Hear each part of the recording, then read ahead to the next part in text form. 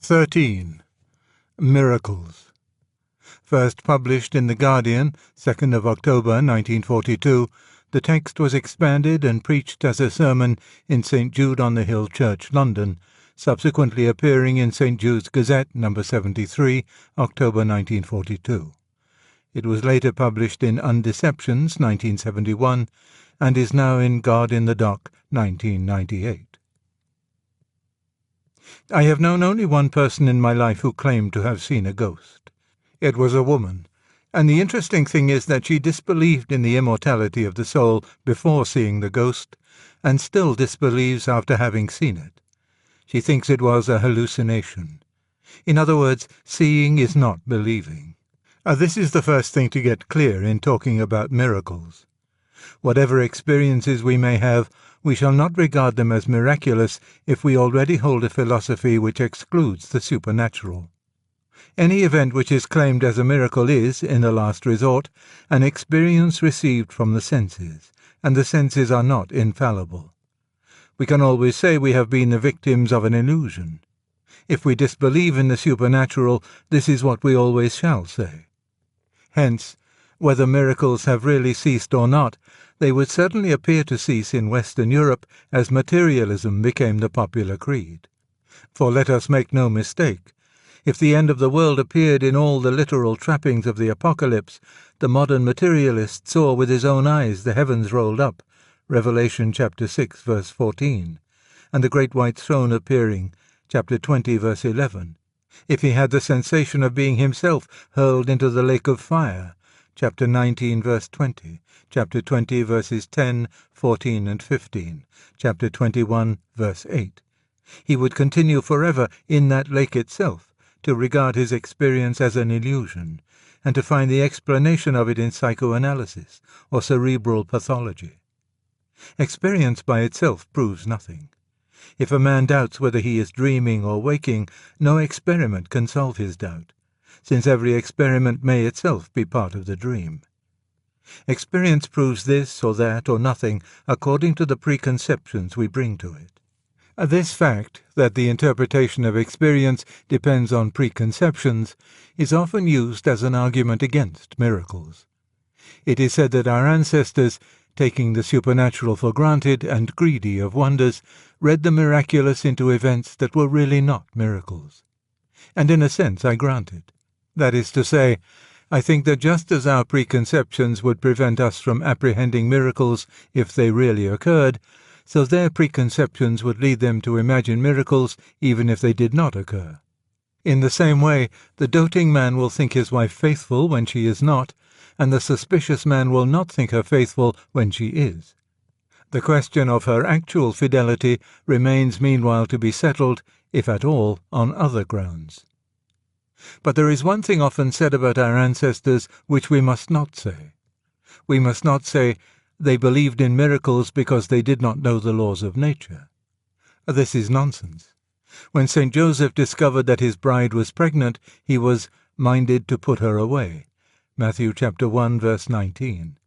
He knew enough biology for that. Otherwise, of course, he would not have regarded pregnancy as a proof of infidelity. When he accepted the Christian explanation, he regarded it as a miracle precisely because he knew enough of the laws of nature to know that this was a suspension of them. When the disciples saw Christ walking on the water, Matthew chapter 14, verse 26, Mark chapter 6, verse 49, John chapter 6, verse 19, they were frightened. They would not have been frightened unless they had known the laws of nature and known that this was an exception. If a man had no conception of a regular order in nature, then of course he could not notice departures from that order. Just as a dunce who does not understand the normal metre of a poem is also unconscious of the poet's variations from it. Nothing is wonderful except the abnormal, and nothing is abnormal until we have grasped the norm. Complete ignorance of the laws of nature would preclude the perception of the miraculous just as rigidly as complete disbelief in the supernatural precludes it, perhaps even more so. For while the materialist would have at least to explain miracles away, the man wholly ignorant of nature would simply not notice them. The experience of a miracle, in fact, requires two conditions. First, we must believe in a normal stability of nature, which means we must recognize that the data offered by our senses recur in regular patterns.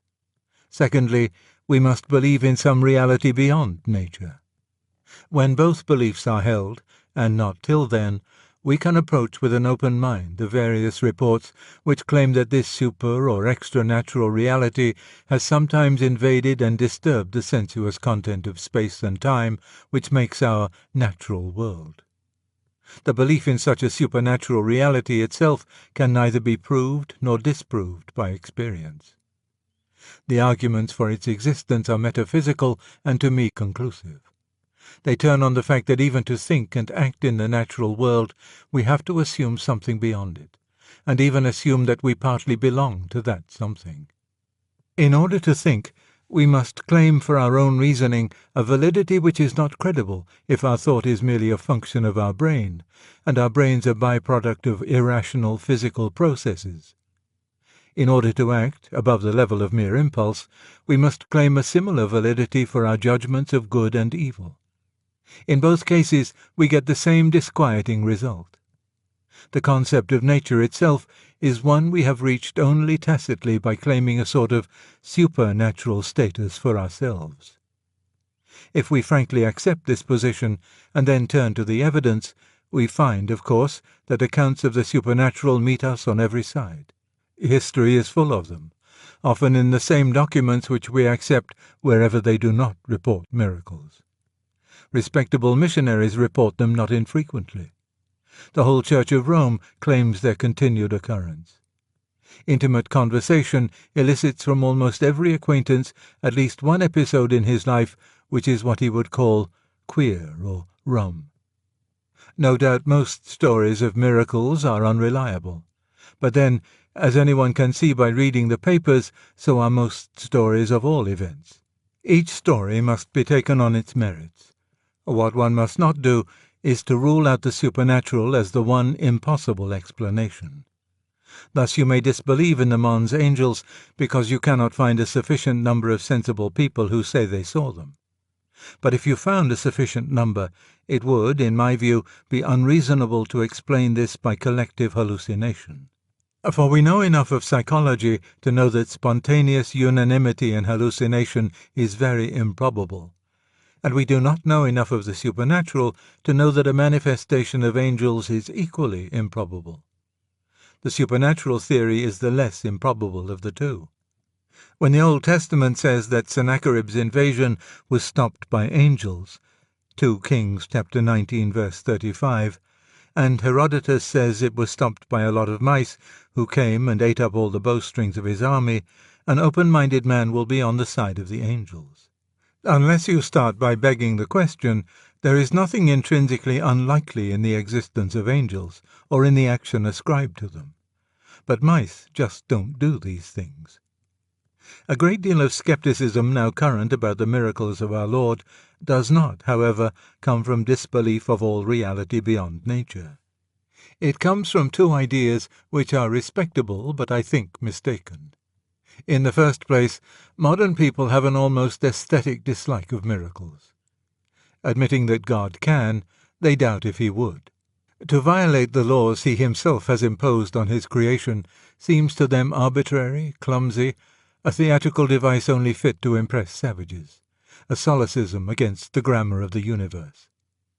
In the second place, many people confuse the laws of nature with the laws of thought, and imagine that their reversal or suspension would be a contradiction in terms, as if the resurrection of the dead were the same sort of thing as 2 and 2 making 5. I have only recently found the answer to the first objection. I found it first in George MacDonald, and later in St. Athanasius. This is what St. Athanasius says in his little book on the Incarnation. Our Lord took a body like ours and lived as a man, in order that those who had refused to recognize him in his superintendence and captaincy of the whole universe might come to recognize from the works he did here below in the body that what dwelled in this body was the Word of God. This accords exactly with Christ's own account of his miracles. The Son can do nothing of himself but what he seeth the Father do. John chapter 5 verse 19. The doctrine, as I understand it, is something like this. There is an activity of God displayed throughout creation, a wholesale activity, let us say, which men refuse to recognize. The miracles done by God incarnate, living as a man in Palestine, perform the very same things as this wholesale activity, but at a different speed and on a smaller scale. One of their chief purposes is that men, having seen a thing done by personal power on the small scale, may recognize, when they see the same thing done on the large scale, that the power behind it is also personal, is indeed the very same person who lived among us 2,000 years ago. The miracles, in fact, are a retelling in small letters of the very same story which is written across the whole world in letters too large for some of us to see. Of that larger script, part is already visible, part is still unsolved. In other words, some of the miracles do locally what God has already done universally. Others do locally what he has not yet done but will do. In that sense, and from our human point of view, some are reminders and others prophecies. God creates the vine, and teaches it to draw up water by its roots, and, with the aid of the sun, to turn that water into a juice which will ferment and take on certain qualities. Thus, every year, from Noah's time till ours, God turns water into wine. That men fail to see. Either, like the pagans, they refer the process to some finite spirit, Bacchus or Dionysus, or else, like the moderns, they attribute real and ultimate causality to the chemical and other material phenomena which are all that our senses can discover in it. But when Christ at Cana makes water into wine, the mask is off. John chapter 2, verses 1 to 11. The miracle has only half its effect if it only convinces us that Christ is God. It will have its full effect if, whenever we see a vineyard or drink a glass of wine, we remember that here works he who sat at the wedding party in Cana. Every year God makes a little corn into much corn. The seed is sown, and there is an increase, and men, according to the fashion of their age, say, "It is Ceres, it is Adonis, it is the corn king," or else, "It is the laws of nature." The close-up, the translation of this annual wonder, is the feeding of the 5,000. Matthew chapter 14, verses 15 to 21, Mark chapter 6, verses 34 to 44, Luke chapter 9, verses 12 to 17, John chapter 6, verses 1 to 11. Bread is not made there of nothing. Bread is not made of stones, as the devil once suggested to our Lord in vain. Matthew chapter 4, verse 3, Luke chapter 4, verse 3. A little bread is made into much bread. The Son will do nothing but what he sees the Father do. There is, so to speak, a family style. The miracles of healing fall into the same pattern. This is sometimes obscured for us by the somewhat magical view we tend to take of ordinary medicine. The doctors themselves do not take this view. The magic is not in the medicine, but in the patient's body. What the doctor does is to stimulate nature's functions in the body, or to remove hindrances. In a sense, though we speak for convenience of healing a cut, every cut heals itself. No dressing will make skin grow over a cut on a corpse. That same mysterious energy which we call gravitational when it steers the planets, and biochemical when it heals a body, is the efficient cause of all recoveries. And if God exists, that energy, directly or indirectly, is his. All who are cured by him, the healer within. But once he did it visibly, a man meeting a man. Where he does not work within in this mode, the organism dies. Hence, Christ's one miracle of destruction is also in harmony with God's wholesale activity. His bodily hand, held out in symbolic wrath, blasted a single fig tree.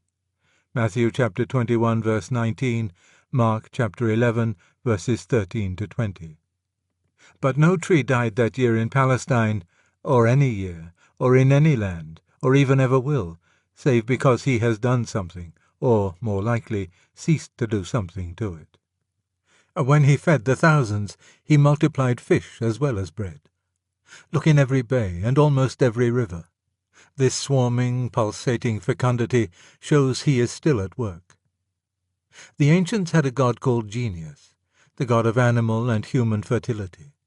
the presiding spirit of gynecology, embryology, or the marriage bed, the genial bed, as they called it after its god Genius. As the miracles of wine and bread and healing showed who Bacchus really was, who Ceres, who Apollo, and that all were one, so this miraculous multiplication of fish reveals the real genius. And with that we stand at the threshold of the miracle which, for some reason, most offends modern ears. I can understand the man who denies the miraculous altogether. But what does one make of the people who admit some miracles but deny the virgin birth? Is it that for all their lip service to the laws of nature, there is only one law of nature that they really believe? Or is it that they see in this miracle a slur upon sexual intercourse, which is rapidly becoming the one thing venerated in a world without veneration? No miracle is, in fact, more significant. What happens in ordinary generation? What is a father's function in the act of begetting? A microscopic particle of matter from his body fertilizes the female. And with that microscopic particle passes, it may be, the colour of his hair, and his great-grandfather's hanging lip, and the human form in all its complexity of bones, liver, sinews, heart, and limbs, and pre-human form which the embryo will recapitulate in the womb. Behind every spermatozoon lies the whole history of the universe. Locked within it is no small part of the world's future. That is God's normal way of making a man, a process that takes centuries, beginning with the creation of matter itself, and narrowing to 1 second and 1 particle at the moment of begetting. And once again, men will mistake the sense impressions which this creative act throws off for the act itself, or else refer it to some finite being such as genius. Once, therefore, God does it directly, instantaneously, without a spermatozoon, without the millenniums of organic history behind the spermatozoon.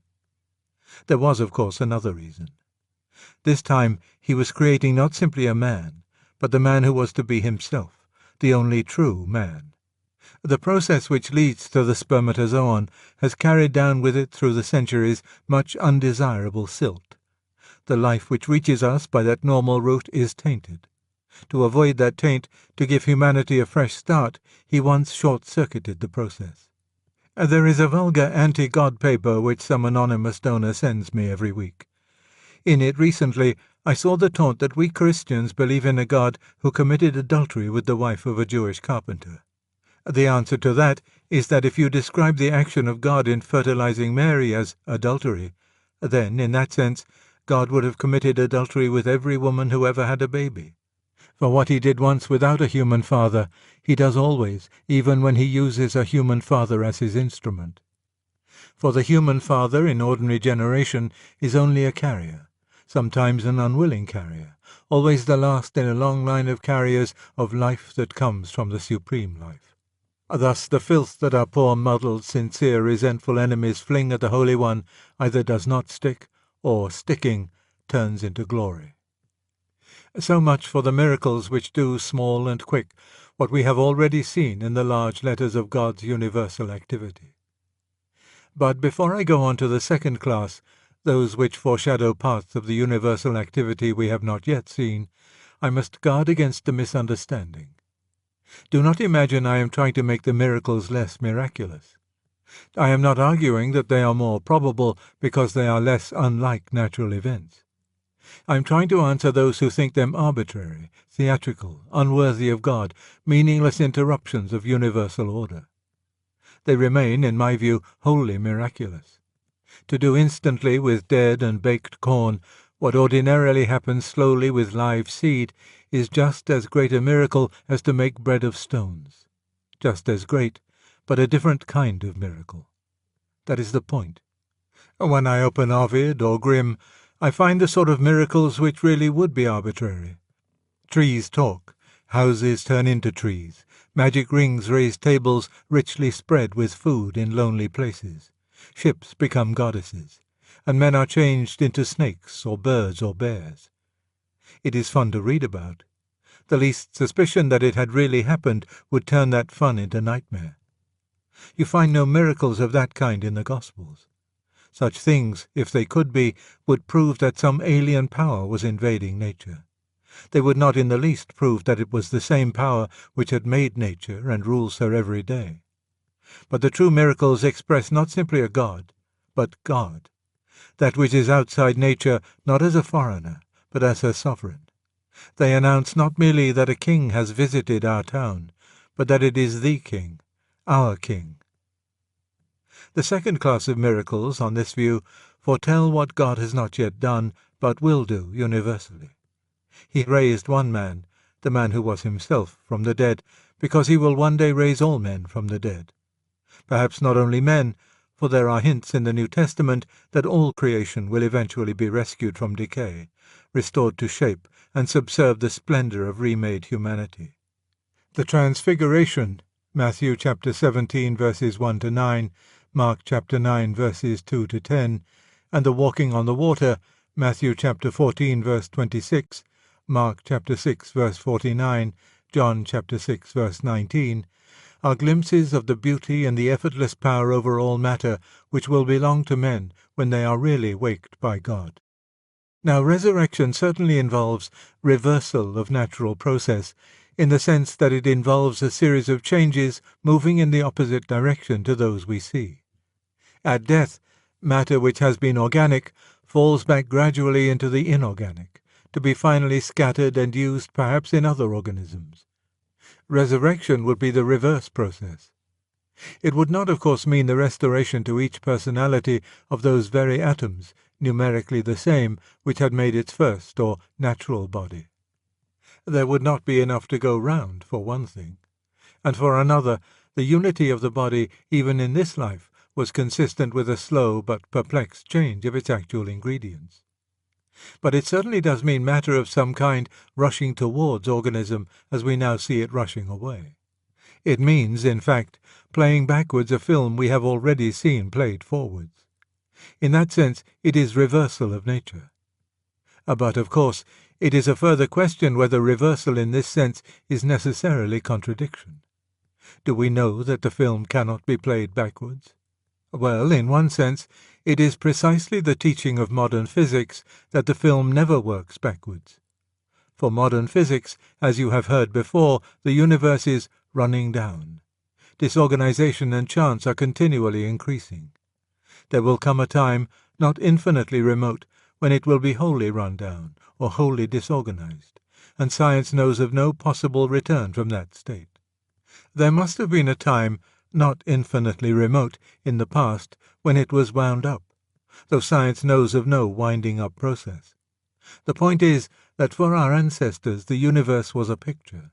For modern physics it is a story. If the universe is a picture, these things either appear in that picture or not, and if they don't, since it is an infinite picture, one may suspect that they are contrary to the nature of things. But a story is a different matter, especially if it is an incomplete story. And the story told by modern physics might be told briefly in the words, Humpty Dumpty was falling. That is, it proclaims itself an incomplete story. There must have been a time before he fell, when he was sitting on the wall. There must be a time after he has reached the ground. It is quite true that science knows of no horses and men who can put him together again once he has reached the ground and broken. But then, she also knows of no means by which he could originally have been put on the wall. You wouldn't expect her to. All science rests on observation. All our observations are taken during Humpty Dumpty's fall, because we were born after he lost his seat on the wall, and shall be extinct long before he reaches the ground. But to assume from observations taken while the clock is running down that the unimaginable winding up which must have preceded this process cannot occur when the process is over is the merest dogmatism. From the very nature of the case, the laws of degradation and disorganization which we find in matter at present cannot be the ultimate and eternal nature of things. If they were, there would have been nothing to degrade and disorganize. Humpty Dumpty can't fall off a wall that never existed. Obviously, an event which lies outside the falling or disintegrating process which we know as nature is not imaginable. If anything is clear from the records of our Lord's appearances after his resurrection, it is that the risen body was very different from the body that died, and that it lives under conditions quite unlike those of natural life. It is frequently not recognized by those who see it. Luke chapter 24, verses 13 to 31 and 36 to 37. John chapter 20, verses 14 to 16. And it is not related to space in the same way as our bodies. The sudden appearances and disappearances, Mark chapter 16, verse 14, Luke chapter 24, verses 31 and 36, John chapter 20, verses 19 and 26, suggest the ghost of popular tradition. Yet he emphatically insists that he is not merely a spirit, and takes steps to demonstrate that the risen body can still perform animal operations, such as eating. Luke chapter 24, verses 42 and 43, John chapter 21, verse 13. What makes all this baffling to us is our assumption that to pass beyond what we call nature, beyond the 3 dimensions and the 5 highly specialized and limited senses, is immediately to be in a world of pure negative spiritually, a world where space of any sort and sense of any sort have no function. I know no grounds for believing this. To explain even an atom, Schrödinger wants 7 dimensions, and give us new senses, and we should find a new nature. There may be natures piled upon natures, each supernatural to the one beneath it, before we come to the abyss of pure spirit. And to be in that abyss, at the right hand of the Father, may not mean being absent from any of these natures, may mean a yet more dynamic presence on all levels. That is why I think it very rash to assume that the story of the Ascension is mere allegory. I know it sounds like the work of people who imagined an absolute up and down and a local heaven in the sky. But to say this is, after all, to say, assuming that the story is fake, we could thus explain how it arose. Without that assumption, we find ourselves moving about in worlds unrealized, with no probability or improbability to guide us.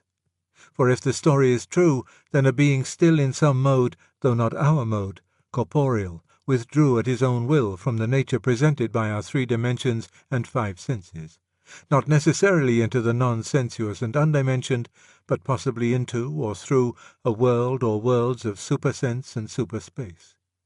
And he might choose to do it gradually. Who on earth knows what the spectators might see? If they say they saw a momentary movement along the vertical plane, then an indistinct mass, then nothing, who is to pronounce this improbable? My time is nearly up, and I must be very brief with the second class of people whom I promised to deal with. Those who mistake the laws of nature for laws of thought, and, therefore, think that any departure from them is a self-contradiction, like a square circle or 2 and 2 making 5. To think this is to imagine that the normal processes of nature are transparent to the intellect, that we can say why she behaves as she does. For, of course, if we cannot see why a thing is so, then we cannot see any reason why it should not be otherwise. But in fact, the actual course of nature is wholly inexplicable. I don't mean that science has not yet explained it, but may do some day. I mean that the very nature of explanation makes it impossible that we should even explain why matter has the properties it has. For explanation, by its very nature, deals with a world of ifs and ands. Every explanation takes the form, since A, therefore B, or if C, then D. In order to explain any event, you have to assume the universe as a going concern, a machine working in a particular way. Since this particular way of working is the basis of all explanation, it can never be itself explained. We can see no reason why it should not have worked a different way. To say this is not only to remove the suspicion that miracle is self-contradictory, but also to realize how deeply right St. Athanasius was when he found an essential likeness between the miracles of our Lord and the general order of nature. Both are a full stop for the explaining intellect. If the natural means that which can be fitted into a class, that which obeys a norm, that which can be paralleled, that which can be explained by reference to other events, then nature herself as a whole is not natural. If a miracle means that which must simply be accepted, the unanswerable actuality which gives no account of itself but simply is, then the universe is one great miracle.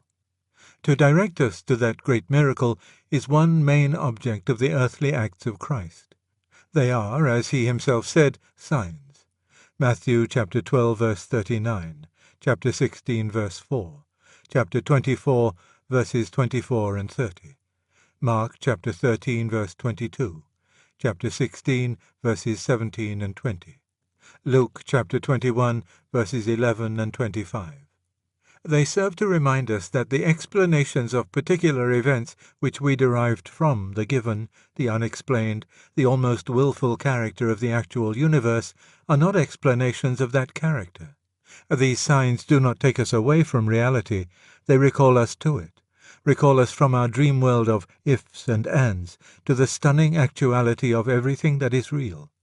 They are focal points at which more reality becomes visible than we ordinarily see at once. I have spoken of how he made miraculous bread and wine, and of how, when the Virgin conceived, he had shown himself the true genius whom men had ignorantly worshipped long before. It goes deeper than that. Bread and wine were to have an even more sacred significance for Christians, and the act of generation was to be the chosen symbol among all mystics for the union of the soul with God. These things are no accidents. With him there are no accidents. When he created the vegetable world, he knew already what dreams the annual death and resurrection of the corn would cause to stir in pious pagan minds. He knew already that he himself must so die and live again, and in what sense, including and far transcending the old religion of the Corn King. He would say, "This is my body," Matthew chapter 26, verse 26, Mark chapter 14, verse 22, Luke chapter 22, verse 19, 1 Corinthians chapter 11, verse 24. Common bread, miraculous bread, sacramental bread. These three are distinct, but not to be separated. Divine reality is like a fugue. All his acts are different, but they all rhyme or echo to one another. It is this that makes Christianity so difficult to talk about. Fix your mind on any one story or any one doctrine, and it becomes at once a magnet to which truth and glory come rushing from all levels of being. Our featureless pantheistic unities and glib rationalist distinctions are alike defeated by the seamless yet ever-varying texture of reality, the liveness, the elusiveness, the intertwined harmonies of the multidimensional fertility of God. But if this is the difficulty, it is also one of the firm grounds of our belief. To think that this was a fable, a product of our own brains as they are a product of matter, would be to believe that this vast symphonic splendor had come out of something much smaller and emptier than itself. It is not so. We are nearer to the truth in the vision seen by Julian of Norwich, when Christ appeared to her holding in his hand a little thing like a hazelnut, and saying, "This is all that is created." And it seemed to her so small and weak that she wondered how it could hold together at all.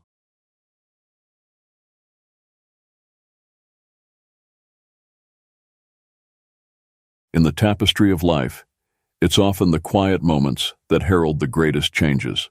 C.S. Lewis, a profound thinker and storyteller, believed that God doesn't always call to us in the thunder, but whispers in the gentle breeze of our everyday experiences.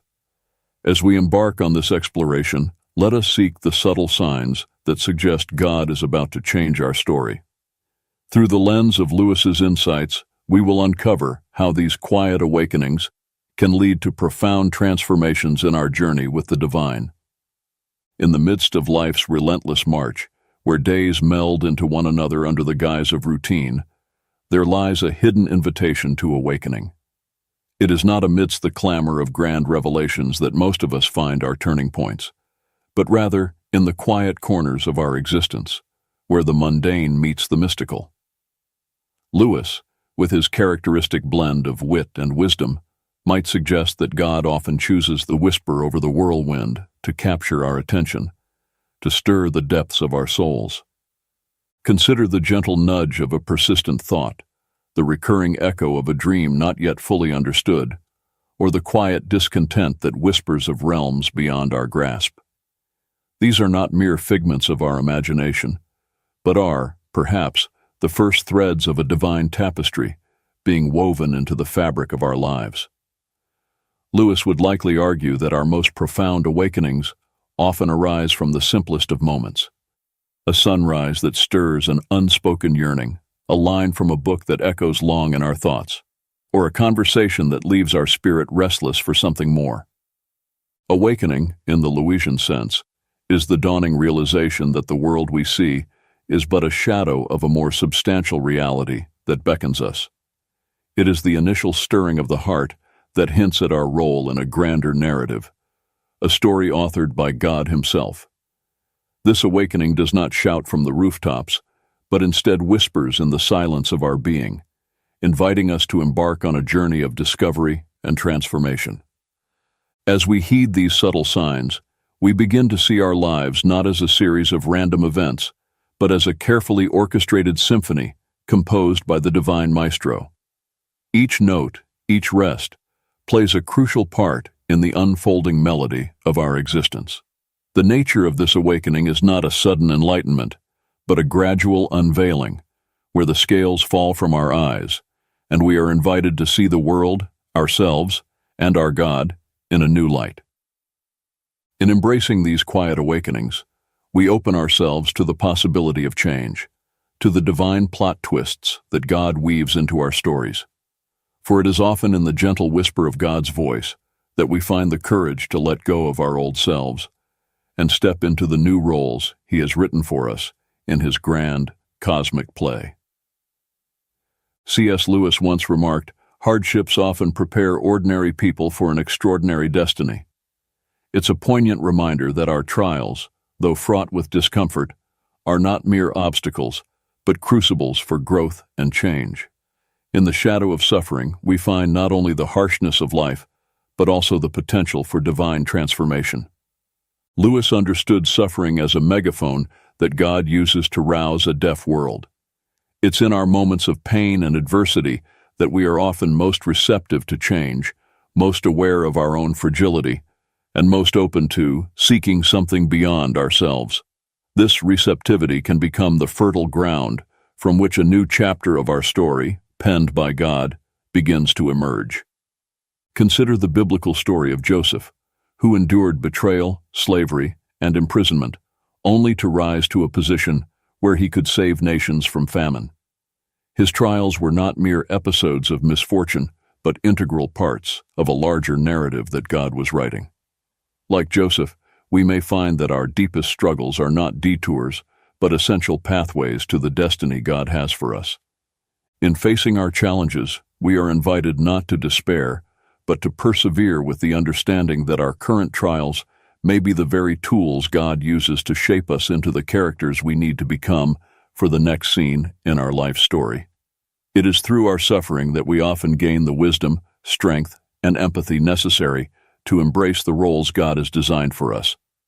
Suffering, then, can be seen as a sign that God is actively working in our lives, pruning us to bear more fruit, as a gardener tends to his plants. The pain of the pruning process is real, but so is the growth that follows. By embracing our hardships with faith and courage, we allow God to transform our trials into triumphs, our pain into purpose. C.S. Lewis famously posited, "If I find in myself desires which nothing in this world can satisfy, the only logical explanation is that I was made for another world." This profound insight lays the foundation for our third topic, the recognition of our deep, unfulfilled longings as signs that we are destined for something greater, something beyond the mere physical realm. Lewis believed that our most profound desires, those that material pleasures cannot quench, are not merely whims of the human condition, but echoes of our true home calling to us. These unmet desires, these whispers of something more, serve as indicators that our stories are meant to transcend the confines of this world, pointing towards an eternal narrative crafted by the divine. When we experience moments of unexplained yearning, when beauty, love, or a sense of wonder stir within us an insatiable hunger, we are feeling the pull of eternity on our hearts. These are not moments to be dismissed as fleeting emotions, but to be acknowledged as signs of our participation in a larger, divine story. This longing for more is a beacon, guiding us through the fog of routine and the ephemeral, towards the shores of a deeper spiritual truth. It invites us to explore the possibility that the restlessness we feel is a divine discontent, planted within us to lead us back to God, the source of all fulfillment. In our journey with God, these echoes of eternity are calls to action, urging us to seek out our place in God's grand narrative. They remind us that we are not merely players on a worldly stage, but eternal souls fashioned for an everlasting kingdom. As we attune our hearts to these divine whispers, we open ourselves to the transformative work God wishes to do in and through us. We begin to see our lives not as a series of unconnected events, but as a pilgrimage towards a divine horizon, where every longing finds its fulfillment, and every desire points us back to our Creator. C.S. Lewis had a knack for recognizing the divine in the ordinary, often suggesting that what we perceive as mere coincidences are, in fact, the quiet workings of God in our lives. He famously quipped, "Coincidences are God's way of remaining anonymous," hinting at the subtle manner in which the divine orchestration unfolds around us. This topic delves into the concept of providence and happy coincidences, exploring how these unexpected encounters and seemingly random events might actually be signposts that God is actively involved in our narrative, gently steering us toward His intended plot twists. Consider the serendipitous meetings that alter the course of our lives, the unforeseen opportunities that arise just when we need them, or the inexplicable timing of events that, in hindsight, fit together too perfectly to be mere chance. These moments, often overlooked or dismissed as luck, may very well be the brushstrokes of God on the canvas of our existence. Lewis would argue that these coincidences are not random at all, but are imbued with purpose, meticulously woven into the fabric of our lives by a loving Creator. They serve as reminders that our stories are not solitary tales, but part of a grand, interconnected narrative, where every character, every event, plays a role in the unfolding divine drama. In recognizing these divine fingerprints in our lives, we're invited to look beyond the surface, to perceive the deeper connections and the guiding hand of God in our journey. This perspective encourages us to trust in the flow of our lives, to remain open to the unexpected, and to find comfort in the knowledge that, even in the chaos, there is a hidden order, a divine plot that we are part of. By embracing the providential nature of these happy coincidences, we allow ourselves to be more attuned to the possibilities that God lays before us, to be more willing to follow the leads He provides, and to be more aware of the continuous dialogue between our desires and His will. Drawing upon the deep well of C.S. Lewis's thought, our fifth topic explores the transformative power of trust in God, especially during times of uncertainty and change. Lewis often spoke of faith as a journey through shadowed valleys and sunlit peaks, with trust in God serving as our guiding light. In the midst of life's tumult, a profound peace can envelop us, a quietude that defies the chaos of our circumstances. This peace, Lewis might argue, is a tangible sign of God's presence and a reminder of His promise to lead us through the storms. It's in the stillness of our hearts, in the quiet trust in God's sovereignty, that we often find the strength to endure and the courage to embrace the unfolding chapters of our story. This tranquility is not born from an absence of trouble, but from an abiding confidence in the One who holds our days in His hands. It's a peace that, as Lewis would say, passes all understanding, a serene assurance that, no matter how the plot twists, the author of our faith is with us, guiding each step. Embracing this quietude of trust involves surrendering our need for control, releasing our grip on the pen with which we try to write our own stories. It means finding rest in the knowledge that, though we may not understand each turn of the page, there is a purpose in every line, a reason for every pause. In this posture of trust, we open ourselves to the transformative work God desires to do within us. We allow Him to pen His will in our lives, leading us not only to a place of peace amidst the storm, but also to a deeper relationship with Him. It's here, in the quietude of trust, that we are truly prepared for the changes God is weaving into our narrative. In the spirit of C.S. Lewis, we've journeyed through the landscapes of awakening, suffering, longing, providence, and trust, each path revealing signs that God is at work, reshaping our story. Lewis, with his profound understanding of the human and divine narrative, reminds us that our lives are not mere collections of random events, but integral chapters in a grander story authored by God. As we reflect on the signs of God's transformative work in our lives, the quiet awakenings, the purpose within suffering, the unquenchable longings, the serendipitous encounters, and the peace that comes from trust, we are invited to see ourselves as characters in a divine play, with roles to play and lines to speak that contribute to the unfolding of God's great narrative. This journey of discovery does not end here. It continues each day, with every heartbeat and breath, as we live out the story God is writing for us. We are called not just to be passive observers, but active participants, co-creators with God, in the ongoing creation of our lives and the world around us. Let us then embrace our part in this grand narrative with courage and hope, trusting in the author who knows the end from the beginning. May we be attentive to the subtle signs of his guidance, open to the transformative power of his pen, and ready to step into the new chapters he is crafting for us. In the words of Lewis, there are far, far better things ahead than any we leave behind. As we move forward, may we carry this assurance in our hearts, looking to the future with anticipation for the wondrous story God continues to write in and through us.